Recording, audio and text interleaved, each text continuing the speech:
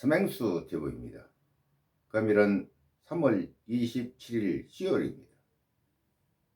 총선 D-13일입니다. 부정투표에 대한 내용을 예친 지가 지난 3월 13일부터입니다. 군복을 착용한 것은 전투를 상징합니다. 그만큼 부정투표가 의심되는 상황이 대한민국에 존재하고 있다는 것입니다. 대한민국은 더불어민주당과 노동당은 공산당이며 우리의 적입니다. 헌법에 분명 공산주의는 용납하지 않는다 기록되어 있습니다. 그런데 몸과 마음이 따로 노니 이게 되겠습니까? 이 나라는 공산주의자와 내전까지 치르며 지키는 나라입니다. 다들 이해합니까? 백의 민족은 처음에 맺은 언약은 끝까지 갑니다. 이 모습이 영원한 대한민국입니다. 김영삼이 트로이 목마로 우익당 정의당에 기어들어왔습니다. 이때부터 먹 같은 자들이 이 나라를 유린하고 있습니다. 숨어들어온 자들이 국가의 돈으로 국민의 세금으로 국민을 종같이 부리고 있습니다. 우익이 나라를 지휘한다면 한 자도 그 자리에 있을 수 없을 것입니다. 이것은 김대중에 이어 노무현, 문재인, 윤석열 모두 대한민국의 헌법을 지킬 마음이 없는 자들로 보입니다. 제일 중요하게 여기는 것은 국민의 나라인 나라입니다. 자유민주주의를 붙들고 하는 정권이 국민이 선언한 권력 형태입니다. 그간 여론 조작을 하여 부정선거로 주권을 농락한 공산당을 이 땅에 몰아내야 하는 민족의 구군이 달려있는 선거가 4월 10일 실시됩니다. 윤석열, 한동훈, 더불어민주당, 그간 당신들이 조작한 언론으로 얼마나 우리를 조롱하고 있는지 아십니까? 박근혜 대통령을 대통령 자리에서 내몬 것은 실상은 당신들입니다. 말로만 반성한다면 다 됩니까? 행동하는 모습을 보여야 신뢰가 쌓이지 않습니까? 한동훈과 윤석열은 문재인의 정책을 그대로 수행한다고 말했습니다.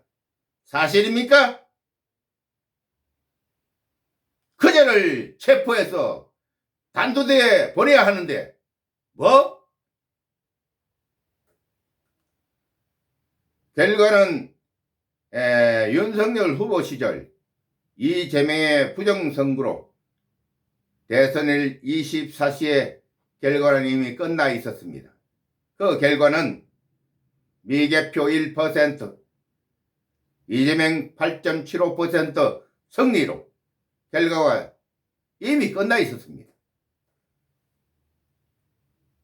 필자는 포영장교 출신입니다.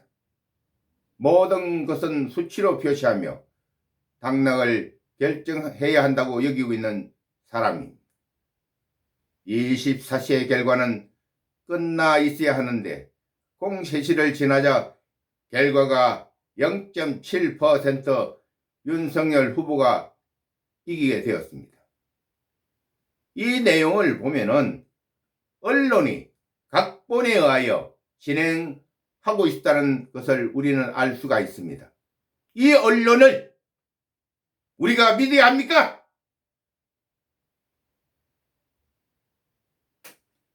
복병은 종로구 국회의원 보궐선거입니다.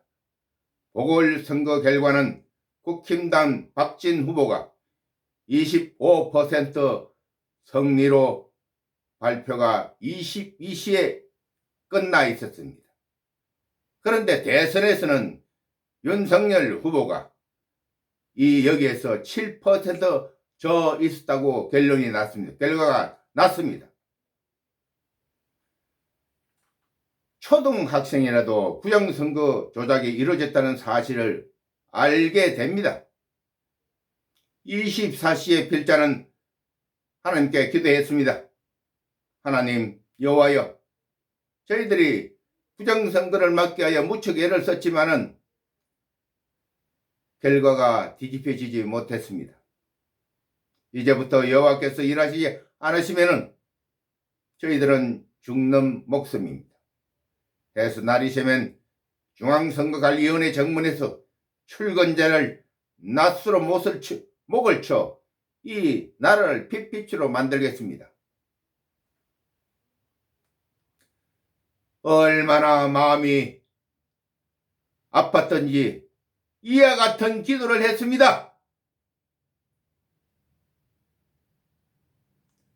선거 결과의 분석을 통하여 알게 된 것은 종로구 보궐선거와 대선 결과의 비교 분석을 통하여 국민적 폭동이 예상되는 상황이었습니다. 이재명의 더불어민주당의 머리 있는 자들의 후퇴로 애초 계획 A안 8.75% 승리와 B안 0.7% 패배 중에서 결정된 결과로 나타났다는 결론입니다. 필자를 통하여 국민에게 알리는 여호와의 마음을 보십시오. 인간은 언제나 잘못을 범하는 자들이니 그 잘못에 대해서 고해성사하며 반성하는 것이 인간의 일상이 되어야 한다는 말씀을 하시고 계십니다. 우리는 언제나 잘못을 범하면서 회개하면서 사는 삶이 되어야 한다는 말씀입니다. 마지막으로 부정투표 대치 방법에 대해서 본란을 참조해 주시기 바랍니다. 오늘 여기까지입니다. 아멘.